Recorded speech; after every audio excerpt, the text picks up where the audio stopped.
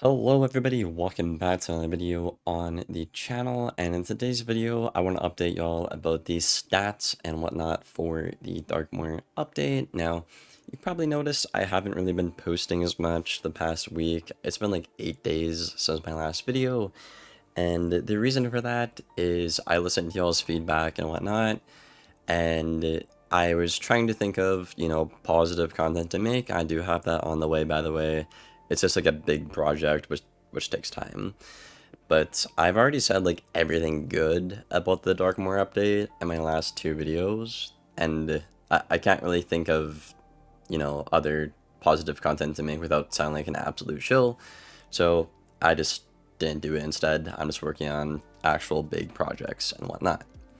So that's why I haven't uploaded a whole lot this past week, and personal reasons too. But yeah, I didn't want to make two negative videos in a row, kind of like what I'm doing now, like 8 days later. But, I think it's important to talk about this stuff, and I really tried to make a positive video. I do have like two projects on the way that'll be out in the next couple of days, but yeah, anyways, let's get back on to the topic here. So, the developers seem allergic to listening to any player that understands the game, and that point has never been more apparent to me than this test realm, I feel like. Okay, so you're probably wondering, Liam, what is the problem? Okay, now I've structured this video and made like a giant script for myself.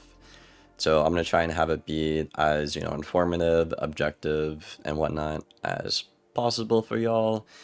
So yeah, what is the problem? Now, if you haven't seen my video last week where we initially talked about these issues, I recommend checking that out to get a better idea on it. But if you don't want to, or if you have seen it, I'll give you a little TLDR. So basically, point number one, PvE players are not happy with the lack of progression. Once this Darkmoor update goes into live realm, probably in about 2 weeks from now, y'all, we will have nearly zero stat progression from Walru to Salinopolis, and then from Salinopolis to Darkmoor. Right? So that's 2 whole years where your PvE gear hasn't really gotten better. Right? And we've kind of seen this over the past, again, 3 or 4 years when the whole gear audit happened and whatnot. The stat upgrades are very, very, minuscule and whatnot. But this time, it's, like, really bad, y'all. Like, for example, the entire Storm meta set for PvE, you only get 1 damage and, like, maybe 100 health combined. All the way from your hat, all the way to your deck. It's pretty bad. So as a PvE player, the only point of doing Darkmoor is, well, I guess like the new content and getting to 180, which, by the way, again, Darkmoor looks great, sounds great, only heard great things about it. I'm not bashing on that, but very importantly, the main part of Wiz is progression, right? So like leveling up, getting better gear, farming better gear and whatnot. You see that all throughout the game with like Zeus, Darkmoor, Dragoon, like Walru, whatnot, right? But the last couple of years, if you're an endgame player, there's just been hardly no reason to actually go out and get this gear.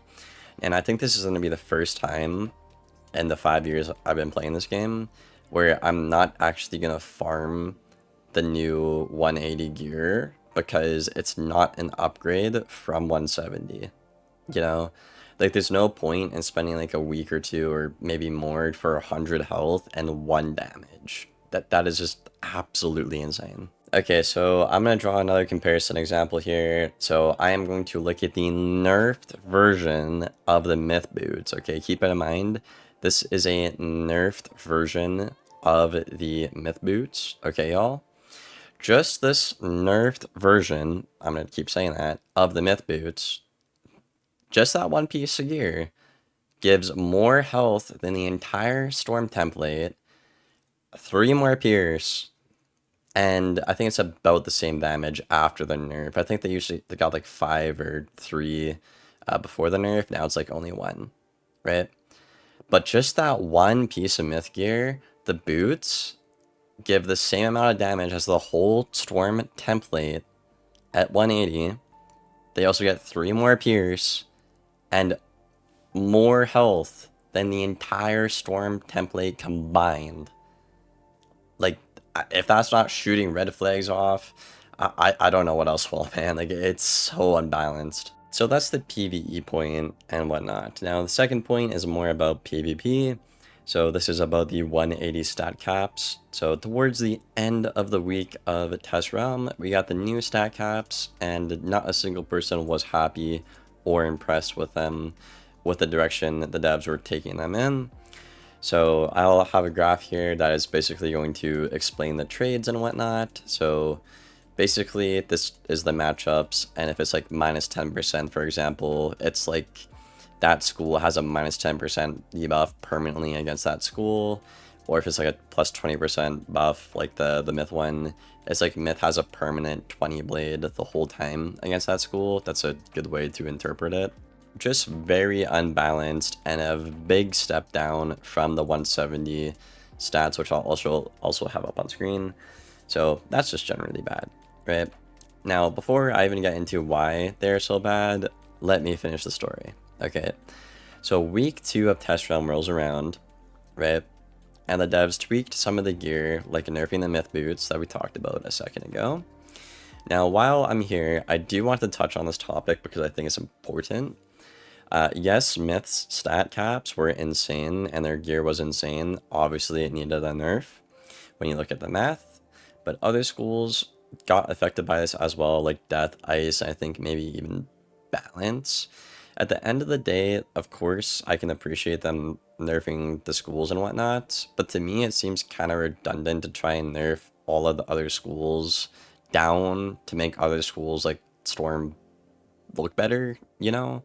Like, instead of dragging the 6 other schools down, why not try and raise Storm up to the level to compete where the 6 other schools are at? Anyways, that is week 2 summarized. Again, the stats didn't really change at all in week 2 in the grand scheme of things, so there's backlash again. And now for week 3, they're going to try and rebalance the stats again. Now, there is some decent good news, I guess, for week 3. They're going back to the 170 design philosophy. They call it like median or something, which is what the players prefer, because the stats made sense and were relatively balanced. In live realm, all the devs needed to do for 180, by the way, it was quite literally this simple. I'm going to make it out in simple terms for you. All they had to do was take the 170 stats, scale them to 170, like, you know, bump up the damage a bit for everybody, pierce, resist, whatever, right? Then all they had to do is nerf Death and Balance, because those are the only 2 schools that people were playing because of how overpowered they were. And then introduce a healing cap or nerf heal per pip going into 180 to stop the Jades, because it's been ruining the integrity for years. That's all they had to do, just those main things, and 180 would have been a flourishing, great, fun update for everyone in the game, right?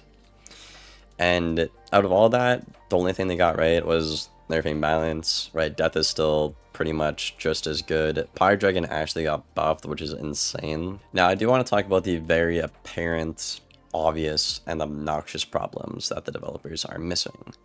So point number 1, school identity basically isn't a thing anymore. The more time goes on and on, it's less and less a thing, okay? So for example, in live realm, you can clearly see the gaps in damage, and it was relatively symmetrical, making sense. For example, let's take Fire and Myth. They had about 12 less damage than Storm in live realm, but they got around 6 to 9, no pun intended, more Pierce, so it was relatively balanced and it made sense. However, in test realm, if we use the same school pool, Myth only has 1 less damage than Storm now, but they have a whopping 16 more Pierce than Storm. I mean, it's pretty obvious here. You're simply just going to hop on the Myth this update or a Fire. Like, why wouldn't you, just looking at that alone? And that's been the sentiment of all the players that are, like, at least good at the game lately. So, I mean, I'm probably just going to hop on that wave as well. Storm's low-key chalked this update. Number 2, Storm having the 3rd highest Pierce made logical sense. It used to have the highest pre-Rochambeau, but we've had to accept that Fire and Myth own Pierce now, which was already annoying enough. However, now with this update, Death and Balance got around 6 to 7% of a Pierce buff, bringing them to around 64%. But Storm got a 1% Pierce buff and is now only at 60%, which makes it a bottom 3 Pierce school, which makes no sense. To put this in perspective, Storm Pierce is closer to Ice and Life than it is closer to Fire and Myth now, y'all. That is insane. That is terrible. So Cam went live on his stream yesterday. He's basically the dev like responsible for tweaking the stats and whatnot, and I asked him if he intended on fixing that. And of course, he acted like it's not even a problem in the first place, which, I mean, that's classic KingsIsle dev fashion. Honestly, at this point, I should just start to also accept, not only is my school going to be shit forever, I should just accept that, like, they're not going to acknowledge problems anymore. They just don't get it, man. These 2 points single-handedly has killed my hype for the Darkmoor update within the context of PvP. I will not be returning to Storm PvP for 180. Probably, period, you know, because they don't seem to want to budge and fix the stats and only make them worse as time goes on. Like, I've been fighting this battle for 4 years, ever since that initial gear audit was introduced in Lemuria, and it just gets worse and worse every year. So at this point, it just kind of seems like insanity, and I'm starting to feel numb to it and whatnot. Like, yeah, I've joked about like quitting in the past and whatnot, but like I've never actually been so like numb towards this game before, and it's just there's no point. It's no point, you know? With the Wiz devs, it feels like an what is the saying? An unstoppable force meets an unmovable object or something like that. Whatever the saying is, that's quite literally what it feels like. Honestly, that reference kind of sums up the entire state of Storm the past 4 years, and PvP at least. That's a very good reference I made there. Point number 3, going from 170 to 180, the devs tried to give Storm resist at the cost of losing all your main stats like Pierce, damage, and HP. That's why their stats look terrible, by the way, in case you're wondering. Which I appreciate them trying. However, the problem is they didn't understand the problem at 170 and repeated the same mistake by accident at 180. So just by being on a balanced Death, Fire, or Myth and leveling up to 180 passively, you know, getting your gear and whatnot, you'll automatically fully Pierce Storm for free without giving up your stats. On the other hand, just like at 170, the Storm has to give up every stat they have just to get their resist up there, just for it to not work in the first place. This is what the devs are missing, and they need to understand it better and fix the problem. I could talk about a bunch of other little things, like Storm going from the, you know, logical second best healing school in the game to the worst healing school in the game, but the point of this video isn't to bash on KingsIsle or come across as like ranty and whatnot. I want it to be, you know, focused on a topic, constructive and whatnot, and, you know, hopefully they can take something with this and, you know, actually fix the damn game and fix the stats, because like every Storm is just gonna hop on you can Fire and Myth, right? Like, look at that point we talked about, right?